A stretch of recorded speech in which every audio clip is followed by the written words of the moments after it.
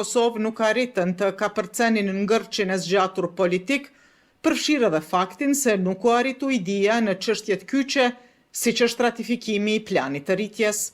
Një zëdhënës i Komisionit Evropian ka konfirmuar se javën e shkuar është nënshkruar marrëveshja për kredi me Kosovën, por e njëjta duhet të hyjë në fuqi në mënyrë që të prodhojë efekt. Për shkak të vonesave në formimin e institucioneve, marrëveshjet që lidhen me instrumentin e reformës dhe rritjes ende nuk kanë hyrë në fuqi. Pa ratifikimin e tyre, Kosova nuk mund të paraqes kërkesë për pagesë nga ky instrument, u konfirmua nga Komisioni Evropian. Shtohet gjithashtu se Kosova mbetet e kualifikuar për të marrë mbi 800 milion euro nga plani evropian i rritjes. Megjithatë, kjo varet nga hyrja në fuqi e marrëveshjeve, e të cilat lidhen me instrumentin e reformës dhe rritjes, si dhe të gjitha kushteve tjera për pagesë.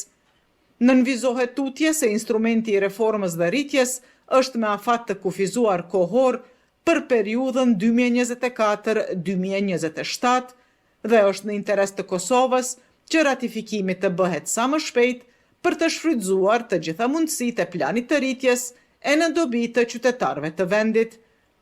Sa i përket situatës së krijuar pas seancës së dështuar në Kuvend, Bashkimi Evropian porosit se Kosova duhet të ketë kapacitet për të vepruar dhe se presin që vendi të rikthehet në rrugën e duhur për reformat shumë të nevojshme që lidhen me BE-n në të mirë të popullsisë së saj dhe në përparimin në normalizimin e marrëdhënieve me Serbinë.